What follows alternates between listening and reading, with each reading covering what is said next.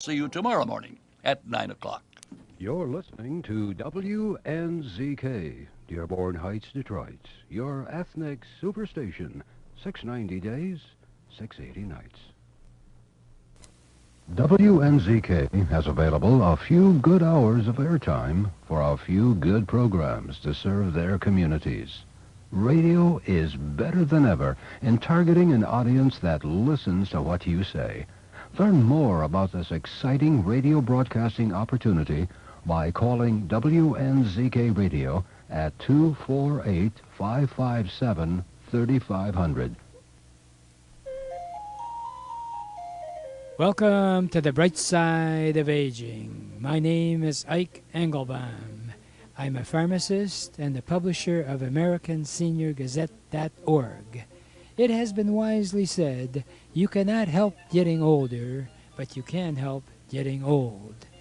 It has also been said that age is a matter of the mind. If you don't mind, it doesn't matter. My purpose in doing the show is so that seniors and caregivers can share their ideas and questions on how we can age gracefully and in a vertical position for as long as our good genes will allow. And if we've inherited bad genes, how to outwit them. Our topics include senior housing, financial, legal, safety, travel, health issues, interesting senior events in the community, and most of all, tips on how to put old on hold.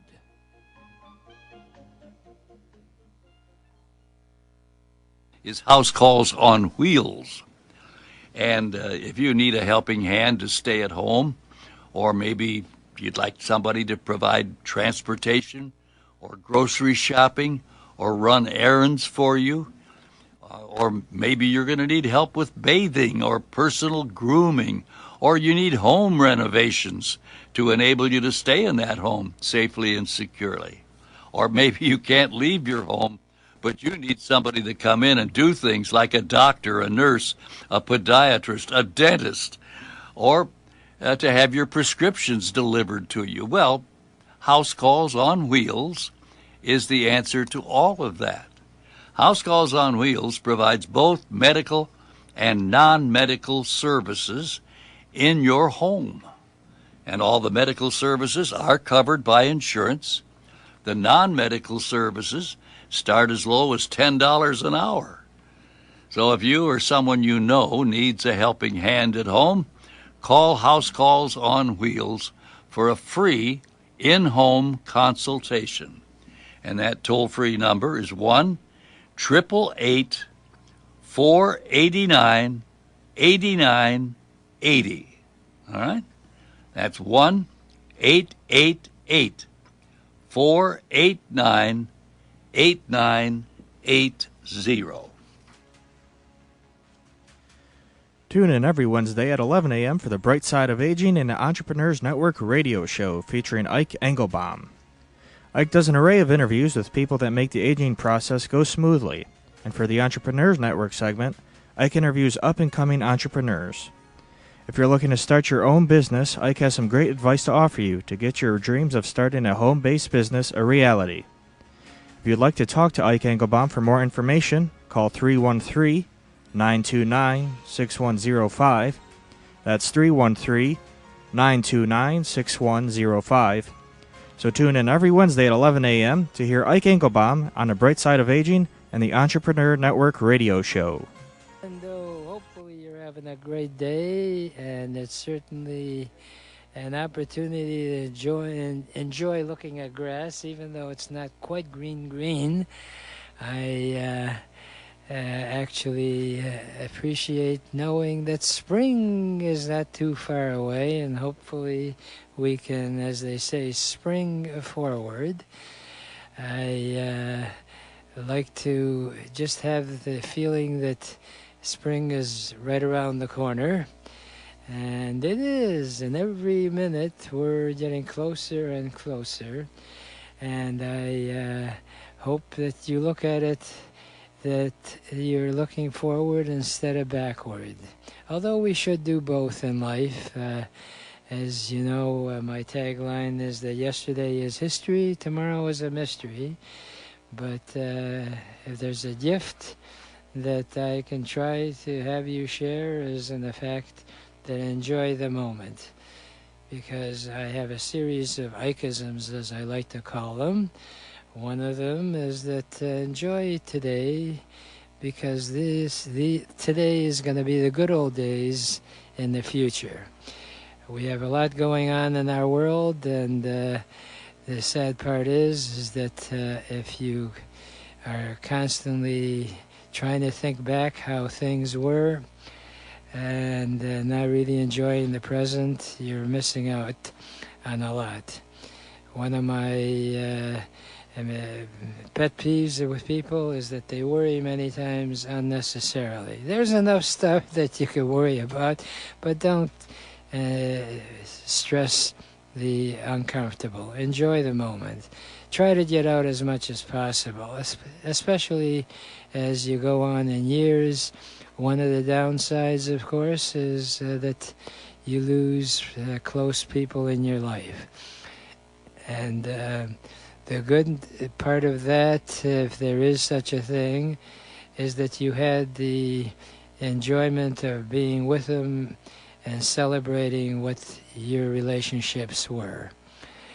And I cannot stress the importance of mingling. And this afternoon, between 3 to 4 p.m., American House in West Bloomfield, right on Maple near Orchard Lake Road, is going to have a little mixer from 3 to 4. You're welcome to join me.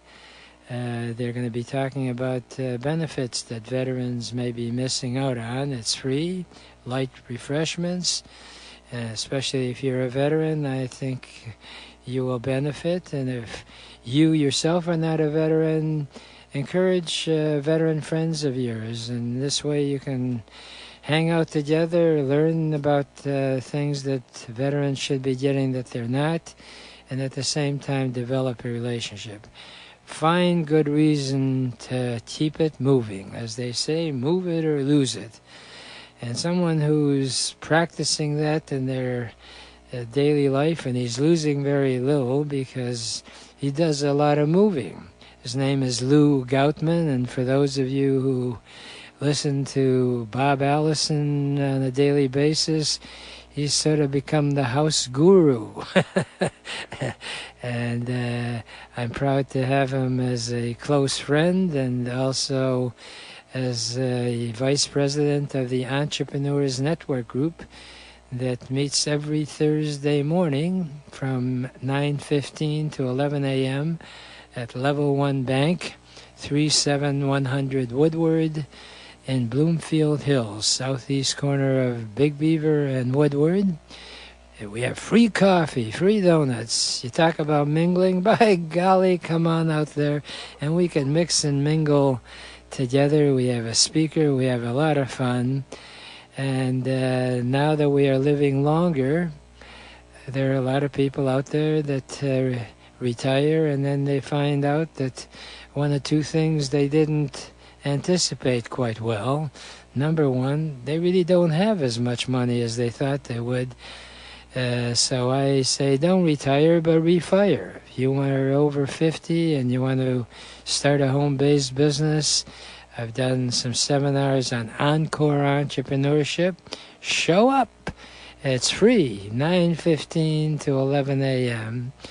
And the wonderful thing about it is when Lou can make it out, you'll get a chance to meet and greet him. And I've met him many times, and he's a wonderful guy. He's a former president of the Rotary Club and the Optimist Club, founder of the Rotary Club. I could go on, but why don't I have him go on and on? Are you ready to go on and on, Mr. Lou Goutman? I am. My goodness. I had to stop and think about who you were really talking about for a moment here. I didn't recognize myself. I'll remind you who you are. Well, thank you. Well, I appreciate the very kind words, and thank you. And as you mentioned, I do like to give a few tips every now and then on Bob's show on Ask Your Neighbor for the listeners who are just tuning in. I hope that they also do listen to Ask Your Neighbor preceding you not only on Wednesday but every day from 9 to 11. We had talked a little bit about some safety things, and since this is the bright side of aging, and it's geared toward caregivers and older folks like ourselves, there's at least a story in the news, in the TV news, the radio news, or the newspaper, at least once a week about a home fire. And one of the things that is near and dear to my heart is to make sure that the neighbors are safe. So we want to make sure everybody has working smoke detectors and that the batteries are fresh. Oftentimes the fire department, you'll hear sometimes they'll go into a house and they'll either not find smoke detectors or they'll find that the batteries have been taken out and they're non-working. So that's point number one. But one of the other... Before you go on, Lou, as far as the smoke detectors, how frequently do you suggest people change the battery? Okay, so good question. First of all, if it's whether it's wired in or it's battery only, and the wired in smoke detectors still have a battery backup, the smoke detectors, or the batteries in the smoke detectors, need to be changed out once a year. A good way to remember that is during daylight saving time, the end of daylight saving time in the fall when we fall back. Sadly, more home fires tend to happen in the fall and the winter season than they do during the summer. So that's a good time to get out there and replace it. The other thing is that the smoke detector itself really should be replaced every 10 years because they become not as effective after 10 years. What happens is dust tends to accumulate inside, making them less effective, and there's a small amount of radioactive material in a lot of them that, again, just loses its potency, so to speak. For our listeners who don't know, you're a retired pharmacist, and I'm a refired pharmacist. The answer is yes. That daylight saving time might be a good way for you to remember. Replace the batteries; it's well worth it. The other thought is that they've got different type batteries, lithium, the others. Right. What do you recommend? Well, what I would recommend is that the neighbors check, or the listeners check, to see what the manufacturer of the smoke detector recommends. They will usually recommend the type of battery, because sometimes you can use the lithium-ion battery, sometimes just the good old-fashioned Duracell or Energizer or Rayovac battery. The alkaline batteries are sufficient. So I always check with the manufacturer, and if you don't have the if the listeners don't have the paperwork, then usually you can go online and look it up. But the important thing is to make sure that it is a working smoke detector. The other thing is, especially in the fall when we're using our furnace, is to make sure that there's a carbon monoxide detector somewhere in the house, and that should usually be in the sleeping area or sleeping areas of the home, in the bedroom. Mm-hmm. And those plug in and have a battery backup as well. Carbon monoxide is a deadly gas that is odorless, colorless, and tasteless. So unlike a natural gas leak that has the smell of rotten eggs, which, by the way, the gas detector will also pick that up as well. That's right. Well, let me ask you, as far as the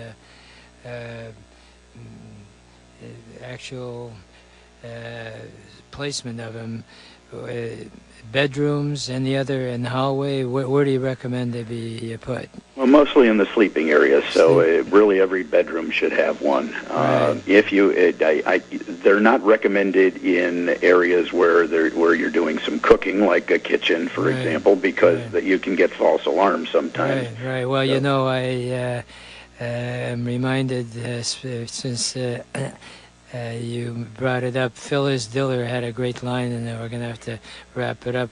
She said, "You know you're a bad cook if you use the timer being the smoke detector." Right, yes, right.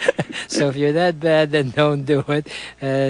Lou, it's been a delight talking to you, and thank you. Hopefully you'll give us some more tips. And, and are you ready for your tagline for the year 2018, Mr. Lou Goutman? Yeah, I can hardly wait. If you don't know what to do, call Lou. Whoa, all right.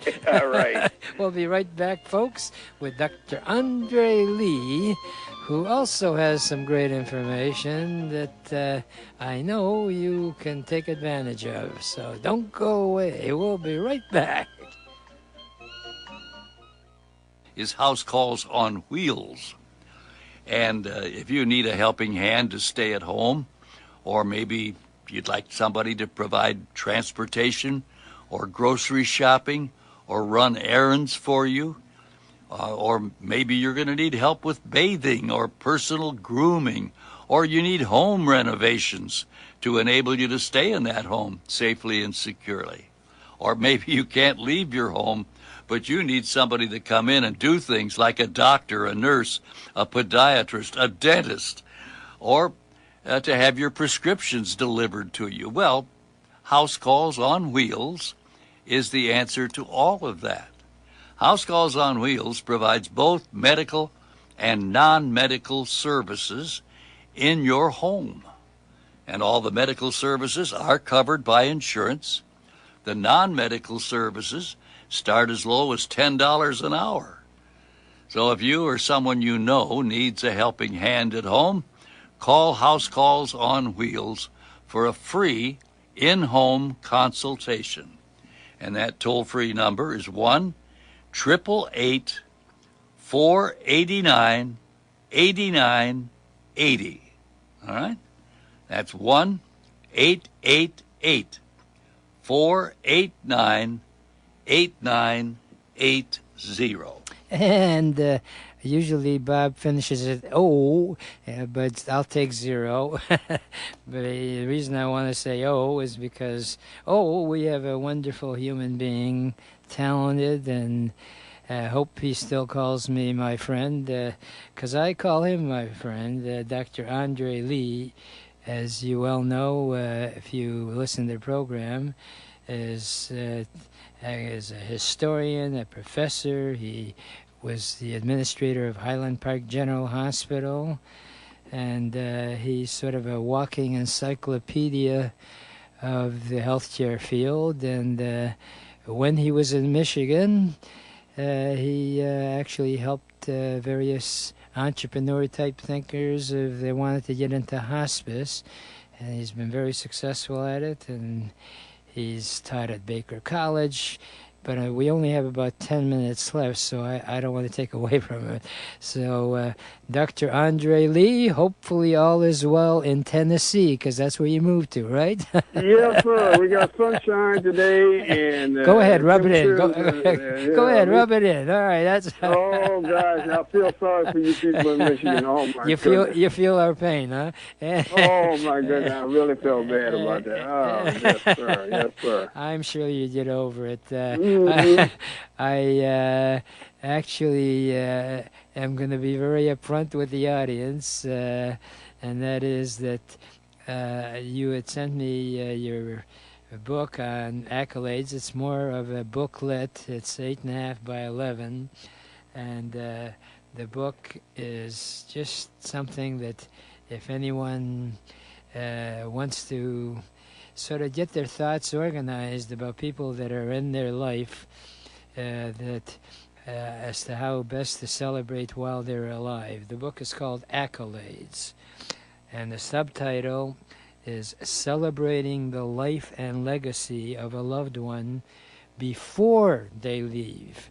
And you bring out so well in your book how many times at a funeral, people that gather start sharing anecdotal experience about how wonderful that the deceased was, and they find out after the person is gone that they really knew him together but never had the joy of really doing things that they wanted to.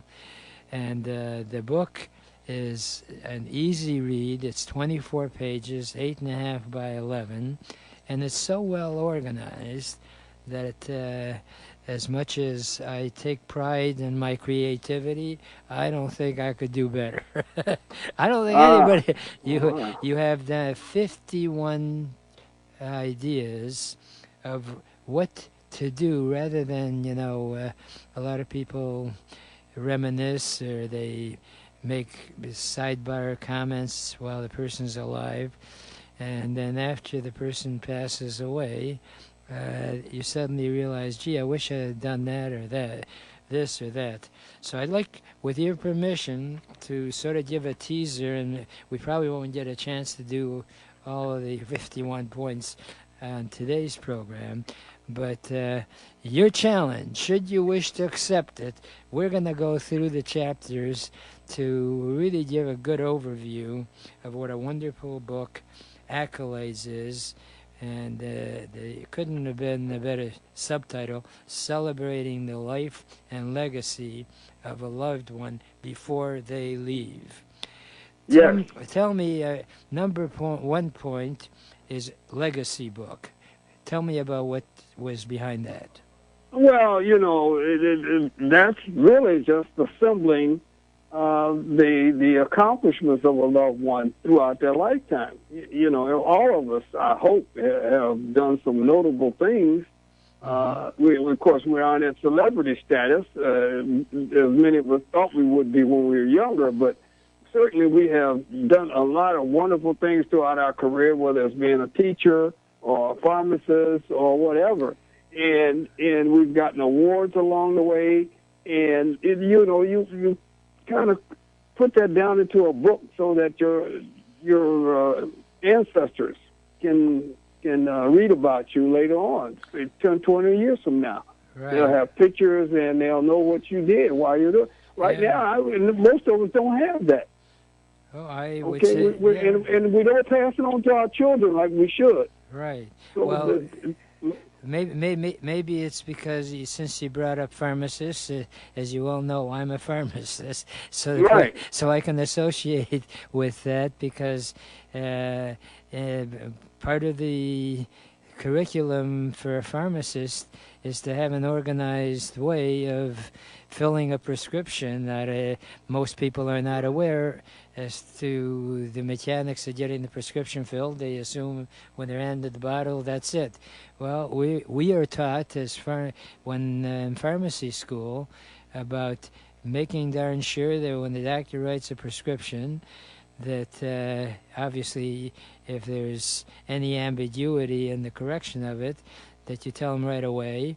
So you're supposed to look at the bottle before you take it off the shelf, and then you count the appropriate number of tablets or capsules. Then you're supposed to look on the bottle after you filled it to make sure that your mind didn't go sidetrack. And what I like about it is I like things, and I would think most people want it systematic. In the legacy book, you actually give specifics, have photographs, a birth certificate, a marriage license, the degrees, awards, any decorations, family tokens, all in that book. And it's like everything else, you have to have sort of a checklist, and you get sidetracked, you throw in a few photographs and what have you, but this gives you the organizational capability, and what's most important is what its specific steps that you can take. For example, the way I interpret your legacy book is that, hey, you've got roughly 7 categories: photographs, birth certificate, marriage license, degree. So you know, hey, this is what I got to check in. Then you have a memorial photo book, and I'd like you to discuss that if you would. Well, the memorial photo book, obviously, a lot of people are visual, and it's easier for them to see some of those accomplishments that people have done rather than sit down and have to read them. So along the way, obviously, photography has advanced, but it doesn't make any difference. You have those photographs there when they were a teacher, or when they were playing a sports game, or when they got an award, or some kind of recognition. So you have a whole litany of photographs in there chronologically to highlight the person's life as well. Right. And that's just slightly different from a legacy book. But again, the idea is to confirm that legacy, okay?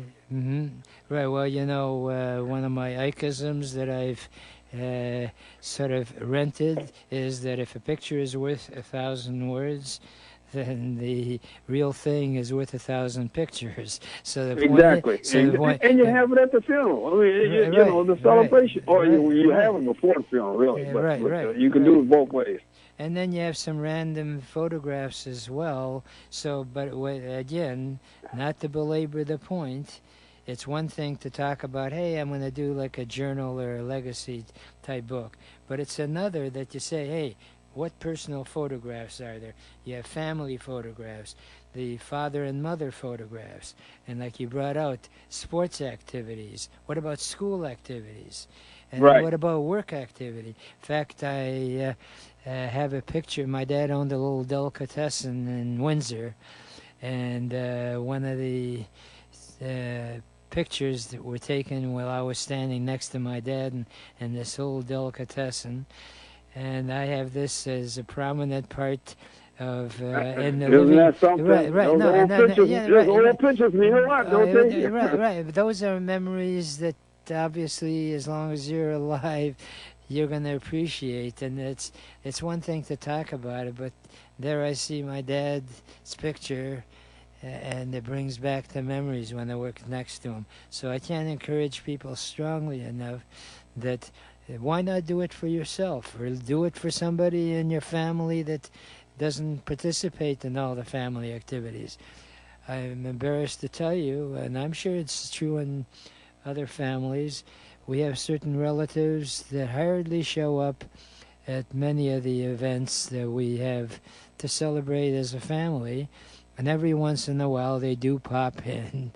But they're relatives. They're relatives, right. So those, they're you can't pick your relatives. You can pick your friends, right? They're relatives. Right. Well, the point I was going to try to make was that this way, for those random type relatives, you got a picture of them at least. That way, it's a treasure for the rest of your life. There you go. Number 3, recognition column as opposed to obituary. Well, you know, I'm just saying it's nice to put that in there. You can do it before the person leaves, and they can appreciate the fact that people do remember them. The next one I had that I really like is the recognition card. Right, and I wish we could get, and Dr. Lee, please excuse me, but we've run out of time on this one. Oh, okay. And the thing is that I always like to finish off the show with my favorite remark, and we'll continue on this on our next visit next week. And my parting thought is that if you think about it, yesterday is history, tomorrow is a mystery, today is a gift, and that's why we call it the present. Please enjoy your present by looking and living life with the bright side of aging.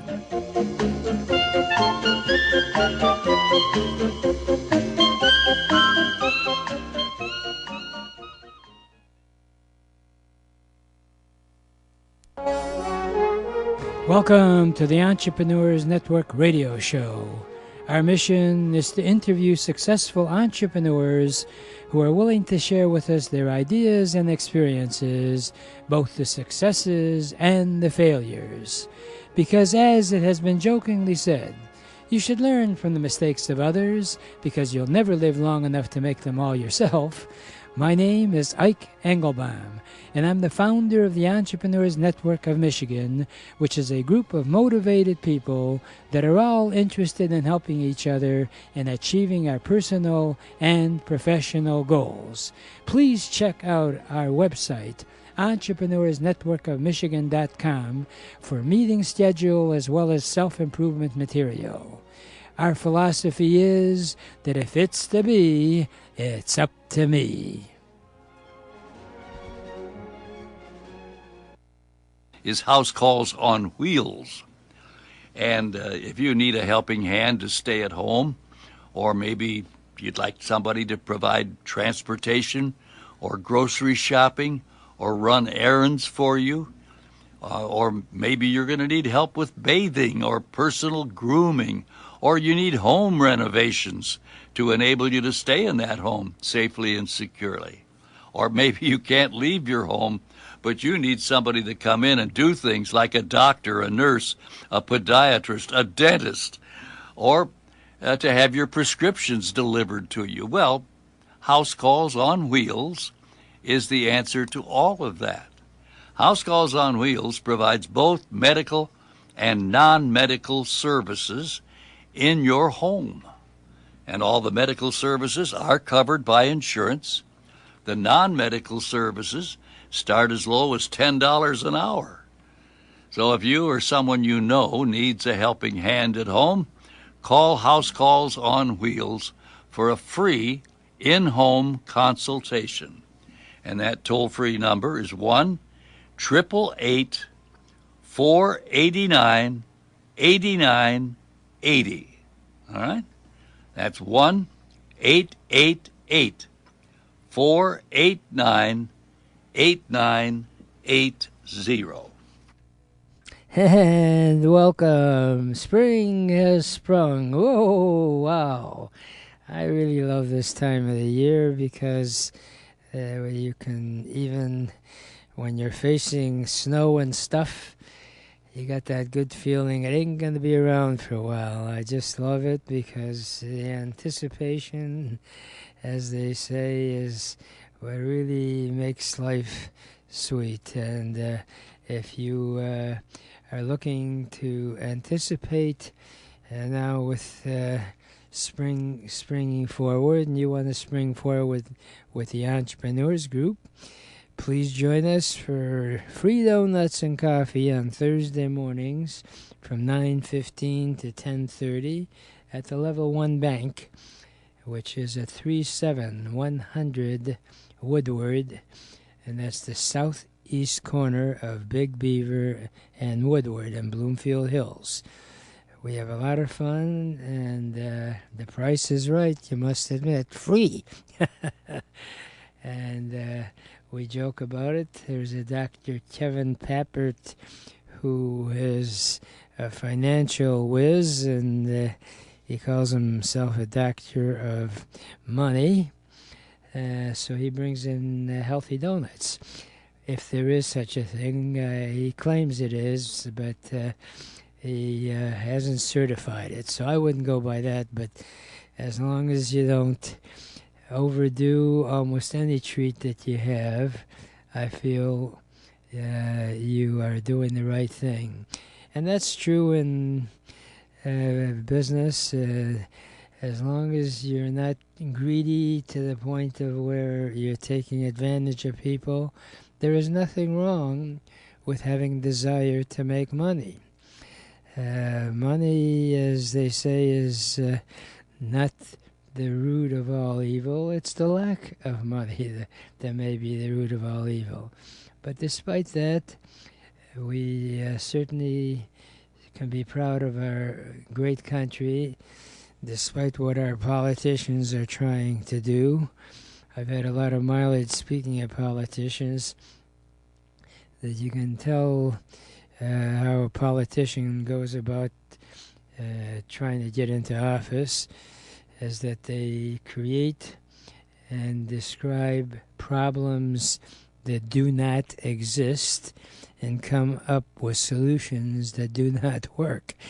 And I know there are a lot of well-meaning politicians, but somehow in that quagmire of when they get elected, because they want to stay in power, find it more productive for them, which I think is perverted thinking, of knocking down your opponent versus just building up what you want to do. Life is simple, and so you should look upon business that way. Don't go into something that you really don't feel competent in. And that's what our Entrepreneurs Network group is all about.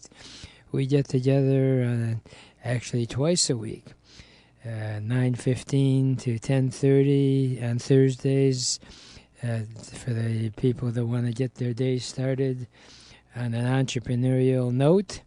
And then for those folks that can't get that type of a schedule going, we purposely have a lunch deal. You got to eat lunch anyway. Why not eat lunch and also build business connections and let the world know you exist? 11:30 to 1, we meet at O'Mara's restaurant on Tuesdays, and they've got a great menu, and it's reasonable, and all we ask is that you pay for what you order. O'Mara's, O-M-A-R-A-S, in Berkeley, Michigan, is located at 2555 West 12 Mile Road, southwest corner of Coolidge and 12 Mile Road. Very easy to find, and we have a little section in the back of the restaurant so that we have some privacy.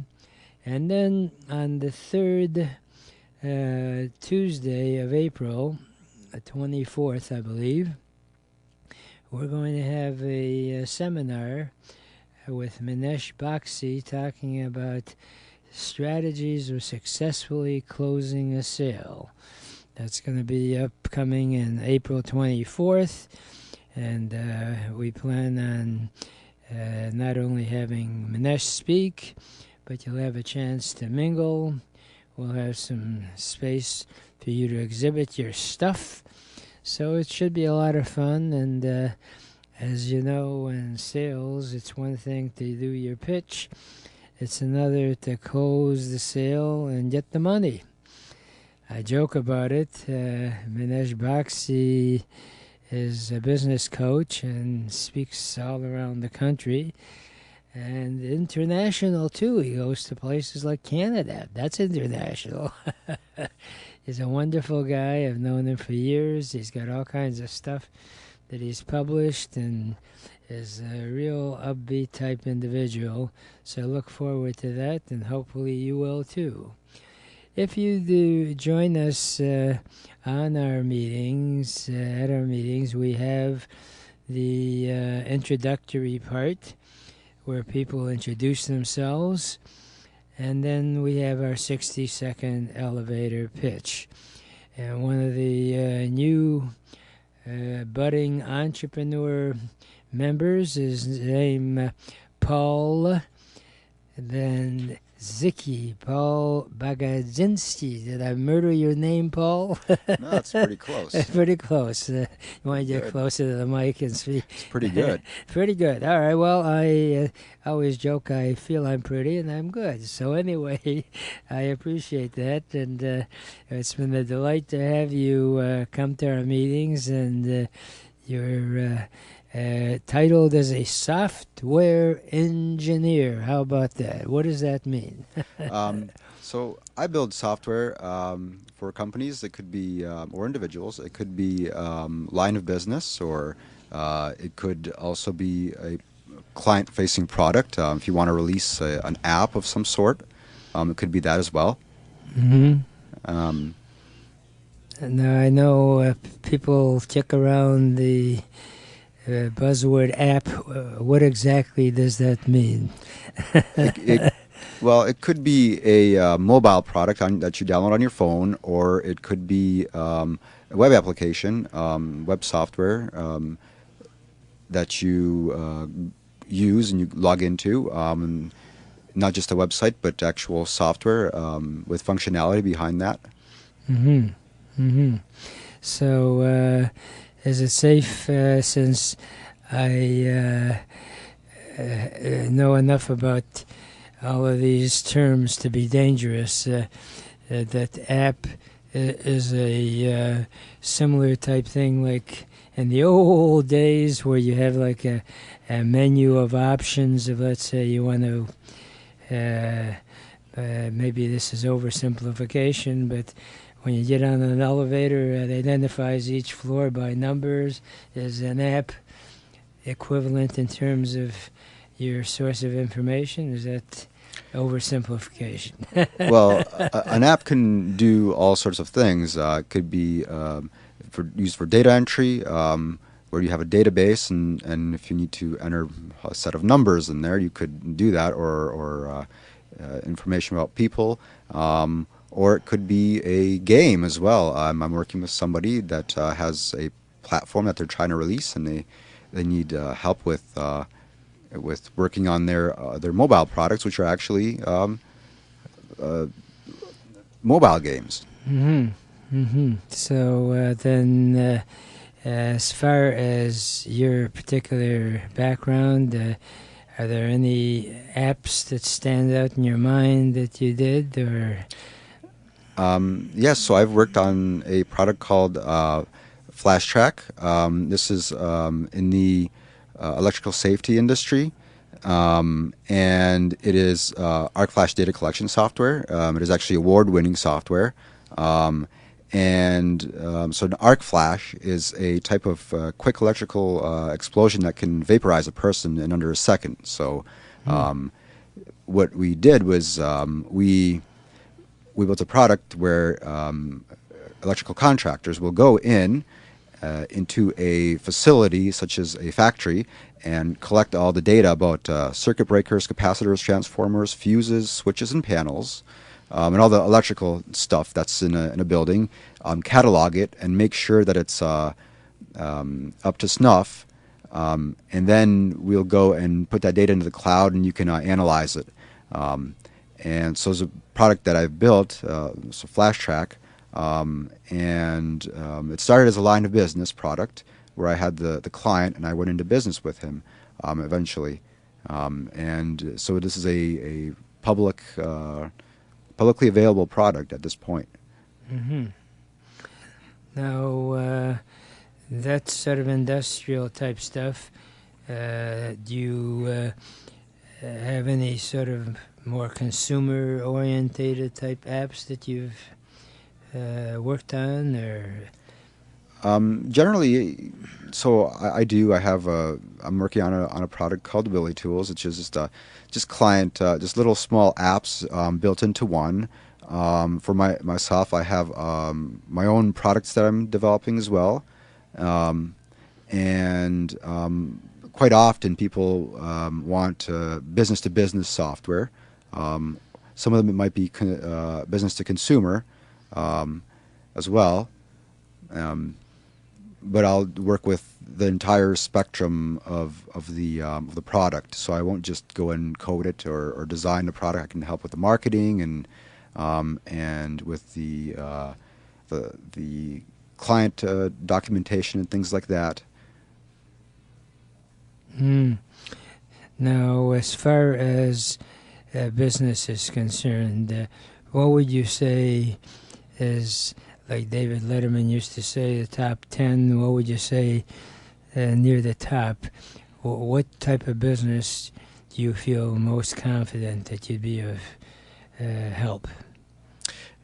So small to medium-sized businesses that have some infrastructure and have a idea for a product, and then could be, like I said, a client or business to business as well.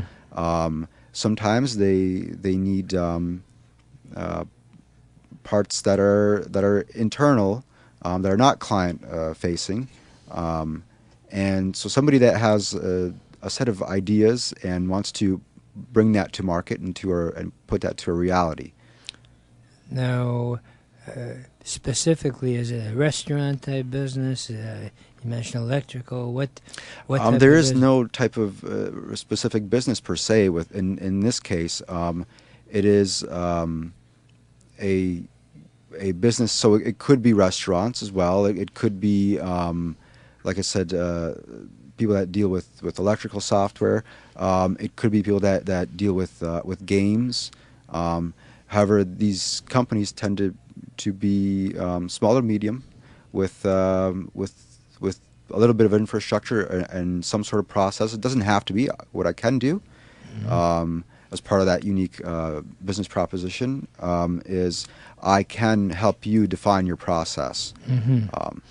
Well, I'd like to get into some more specifics when we get back from our break with Paul Bagadzinski. Is that pretty closer? Okay, good. Pretty closer. Okay, we'll be right back.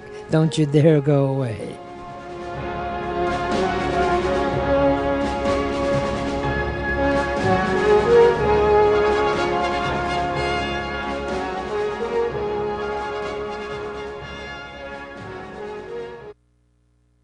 House calls on wheels. And if you need a helping hand to stay at home, or maybe you'd like somebody to provide transportation or grocery shopping or run errands for you, or maybe you're going to need help with bathing or personal grooming, or you need home renovations to enable you to stay in that home safely and securely. Or maybe you can't leave your home, but you need somebody to come in and do things like a doctor, a nurse, a podiatrist, a dentist, or to have your prescriptions delivered to you. Well, House Calls on Wheels is the answer to all of that. House Calls on Wheels provides both medical and non-medical services in your home. And all the medical services are covered by insurance. The non-medical services start as low as $10 an hour. So if you or someone you know needs a helping hand at home, call House Calls on Wheels for a free in-home consultation. And that toll-free number is 1-888-489-8980. All right? That's 1-888-489-8980. Tune in every Wednesday at 11 a.m. for the Bright Side of Aging and the Entrepreneurs Network radio show featuring Ike Engelbaum. Ike does an array of interviews with people that make the aging process go smoothly. And for the Entrepreneurs Network segment, Ike interviews up-and-coming entrepreneurs. If you're looking to start your own business, Ike has some great advice to offer you to get your dreams of starting a home-based business a reality. If you'd like to talk to Ike Engelbaum for more information, call 313-929-6105. That's 313-929-6105. So tune in every Wednesday at 11 a.m. to hear Ike Engelbaum on the Bright Side of Aging and the Entrepreneur Network radio show. And we're back with Paul Bagadzinski. And Paul, as you know, our modus operandi, as they say at the Entrepreneur Group, is for you to give your 60-second elevator pitch. So pretend we're at the meeting, Mr. Paul. What is your 60-second elevator pitch? So, I build custom software. And this, like I said earlier, it could be a line of business or a customer-facing product. Now, I don't just deal with line of business. I have experience in being involved with the entire process, which a lot of people don't have. And if you need to release a software-based product, I can work with you. And if, for instance, if you have a manufacturing company or some sort of need to build a custom infrastructure, I can then help you build that. Mm-hmm.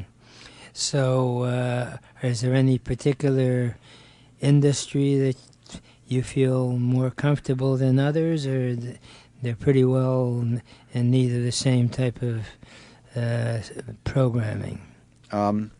So, could be manufacturing and could be things such as electrical safety or companies that require data entry.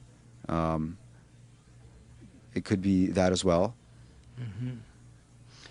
Now, can you tell us about some projects that you recently have been involved in and how your clients benefited from your involvement?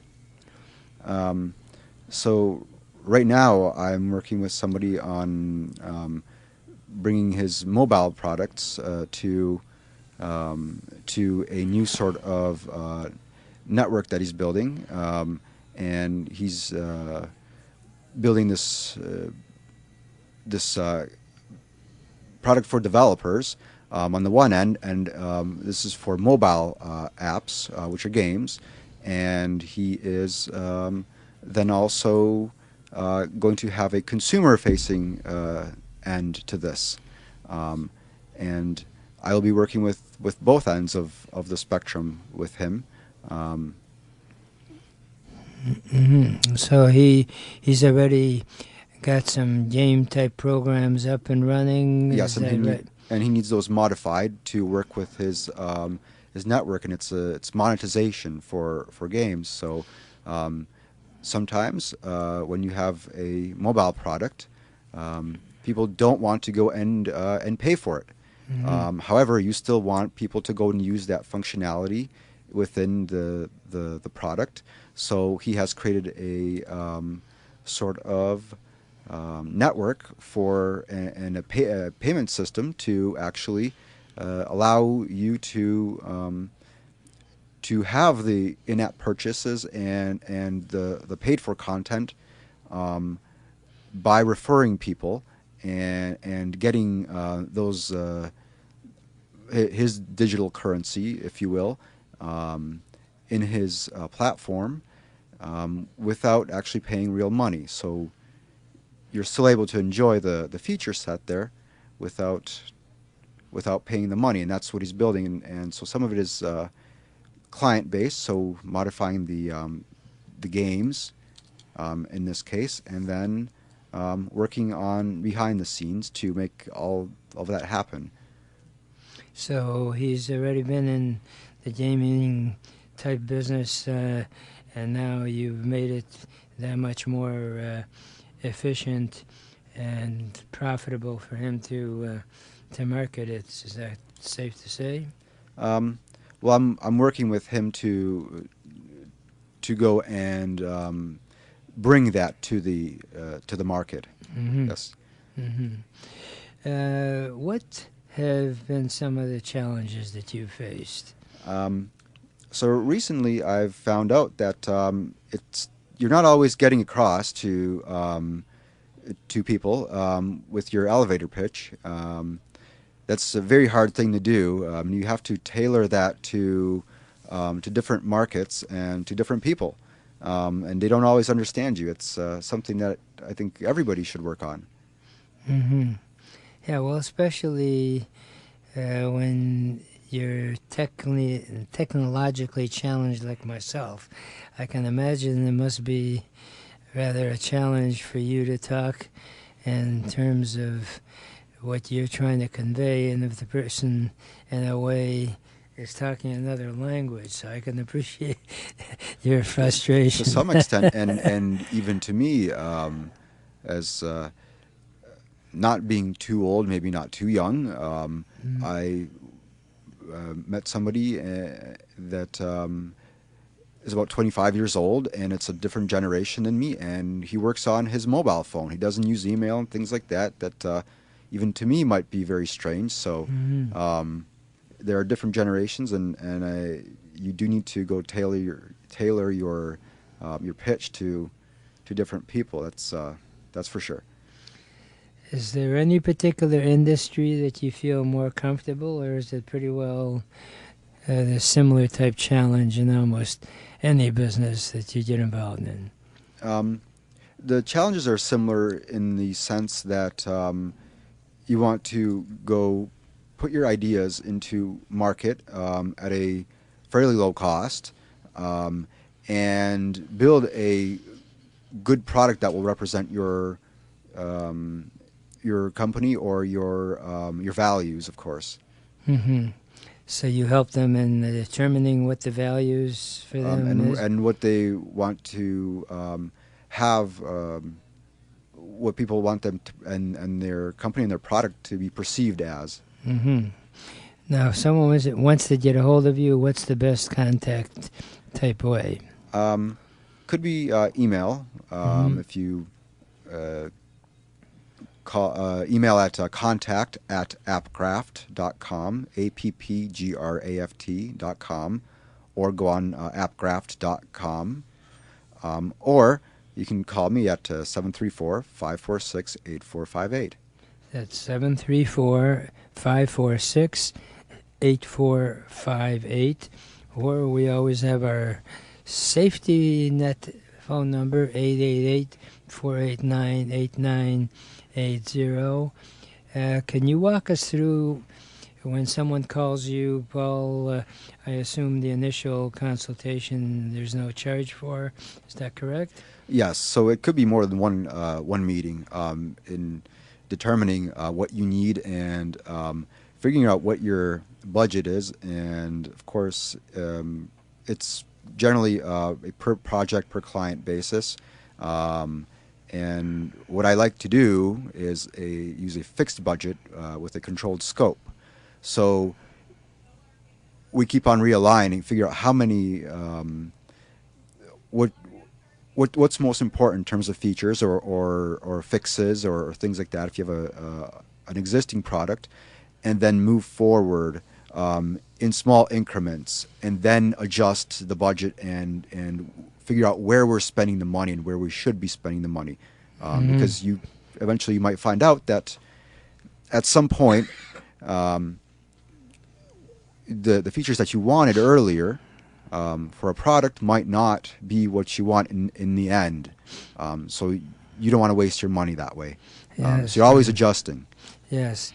My favorite word I got from my GPS unit when you're like on OnStar, and if you're going off track, and rather than the operators coming on and say, "Hey, you dummy, you didn't follow the directions," this soothing woman's voice comes on and says, "Recalculating." I love recalculating. So when I was that's what you do. That's what I do. So yes, you always constantly discuss and reevaluate what's been done.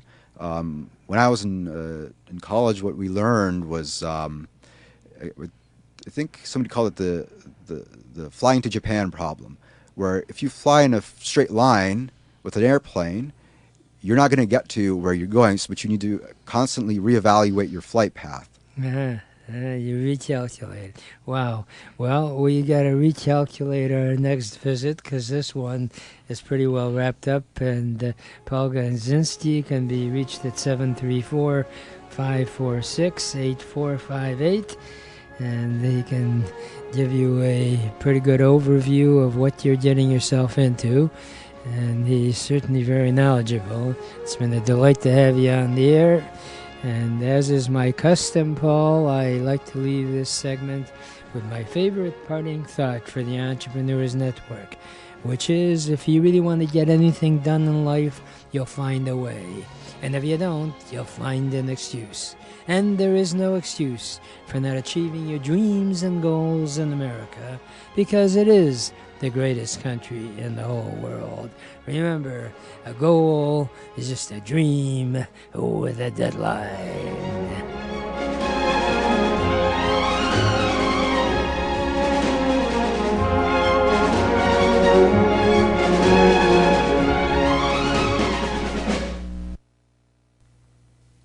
WNZK has available a few good hours of airtime for a few good programs to serve their communities. Radio is better than ever in targeting an audience that listens to what you say. Learn more about this exciting radio broadcasting opportunity by calling WNZK Radio at 248-557-3500. This is WNZK, Dearborn Heights, Detroit. Your ethnic superstation at 690 days, 680 nights.